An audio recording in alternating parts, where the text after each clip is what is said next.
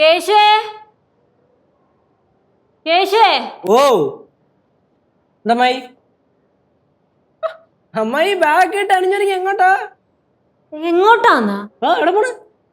എവിടെ പോണെന്നാ? പിന്നെ ഇത്രയും വൃത്തിക്ക് ഡ്രസ് ചെയ്ത് വന്ന് എവിടെയെങ്കിലും പോകാനായിരിക്കില്ലേ അല്ലേ? നിനക്ക് ഞാൻ ഇന്നലെ ഫുൾ ടാങ്ക് പെട്രോൾ അടിച്ചു തന്നാ? ഓ തന്ന്. എന്നിട്ട് നിന്റെ അടുത്ത് ഞാൻ എൻ്റെ കൂടെ ഒരു സ്ഥലത്ത് വരണോന്ന് പറഞ്ഞാ? പറഞ്ഞാന്നാ? പറഞ്ഞില്ലേ? പറഞ്ഞാണം. അത് ഇപ്പം ഞാൻ മറന്നു. ഓട്ടമ്മായി ഇപ്പം അമ്മായി പോയിട്ട് വാ ചെല്ലേ. എടാ നീ വരണം കൂടെ. എനിക്ക് വരാൻ പറ്റില്ല, ഞാൻ വേറെ പരിപാടി പിടിച്ച്. ചേട്ടന് വരാൻ പറ്റത്തില്ലേ? ഞാൻ വരാം. അതാ എവള് വരും, കൊണ്ടുപോ ചെല്ലേ. നമുക്ക് വണ്ടി ഓടിക്കാൻ അറിയോ? പക്ഷെ അമ്മായിക്ക് വണ്ടി ഓടിക്കാൻ അറിഞ്ഞൂടെ? കേശുവേ നീ എന്ത് പരിപാടി പിടിച്ചാലും ശരി അതൊന്നും നടക്കൂല, നീ എൻ്റെ കൂടെ വരാൻ നോക്ക്.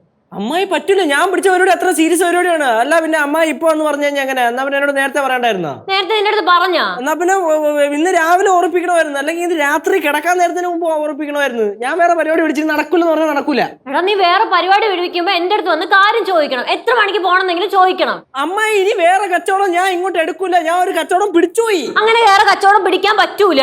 അമ്മായിക്ക് ഞാൻ പറയണ മനസ്സിലാവണില്ലേ? ഞാൻ പറയണ മനസ്സിലാവണല്ലേ? അമ്മായി എന്നോട് വരാൻ പറ്റൂല. എന്തോന്നത്? അല്ല അമ്മായി രാവിലെ എവിടെ പോണെന്നൊക്കെ പറഞ്ഞിട്ട് പോയില്ലേ?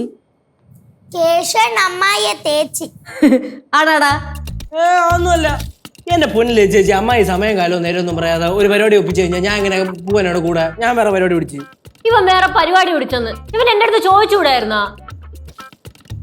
ഞാൻ എന്തിനാണ് ചോദിക്കണ്ടേ? പറ, ഞാൻ എന്തിനാണ് ചോദിക്കണ്ടേ? ഇത് എനിക്ക് മനഃപൂർവ്വം എനിക്കിട്ട് പണി തന്നെയാണ് ലച്ചു. മനഃപൂർവ്വം ആര് പണിഞ്ഞു? അമ്മായി എന്തിനാണ് അമ്മായി പറയണേ? അമ്മായി ചുമ്മാ എപ്പോഴെങ്കിലും ആണ്ടിലും കൊല്ലത്തിലും എന്തെങ്കിലും കാര്യം എന്റെ അടുത്ത് പറഞ്ഞിട്ട് എടാ നീ അപ്പ പോണെന്നൊക്കെ പറഞ്ഞിട്ട് എന്നോട് അപ്പം ഒന്ന് പറഞ്ഞിട്ട് ഇപ്പൊ വന്നിട്ട് പാടാ പോവാന്ന് പറഞ്ഞാൽ എനിക്ക് എങ്ങനെ വരാൻ പറ്റും കൂടെ? ഇന്നലെ ഞാൻ നിനക്ക് പെട്രോൾ അടിച്ചു തന്നാ? അന്ന് ശരിയാവില്ല ചേച്ചി, പറഞ്ഞ ചേച്ചി പറ. ആരുടെ ഭാഗത്താണ് ഞാൻ? പറ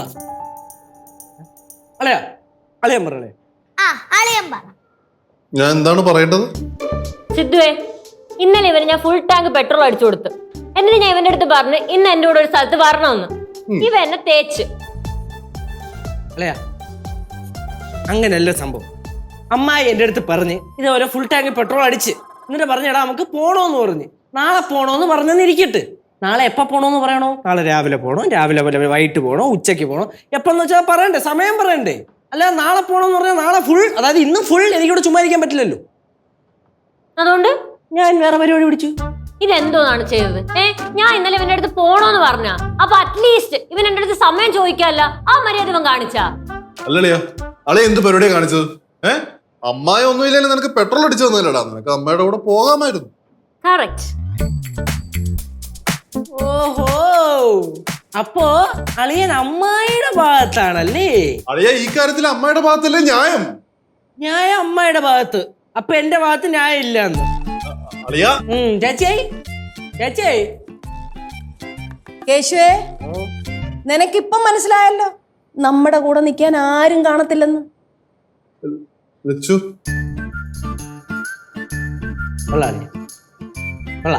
നന്നായിട്ടിരിക്കണം. അളയനെ അളയ ഒരു കാര്യം ആലോചിക്കണം. തലയെ വെച്ചാ പേനരിക്കും, തറയെ വെച്ചാ ഉറുമ്പരിക്കും എന്ന് പറഞ്ഞ അളയൻ എന്റെ മടിയിട്ടാണ് ഞാൻ വളർത്തിയത്. ആ അളയെ എന്റെ അടുത്ത് ഈ ചെയ്ത്ത് മോശമായി, ഭയങ്കര മോശമായി, ഭയങ്കര മോശമായി. എനിക്ക് ഹെർട്ടായി. അതിന് സിദ്ധു ചെല്ലു എന്താണ് മോശം? അവൻ ന്യായത്തിന്റെ ഭാഗത്തല്ലേ? താങ്ക്സ് സിദ്ധു.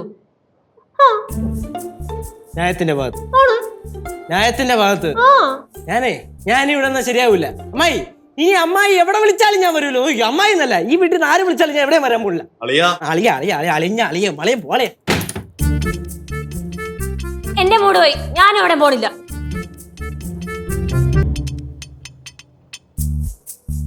കൊള്ളാം സിദ്ധു, കൊള്ളാം.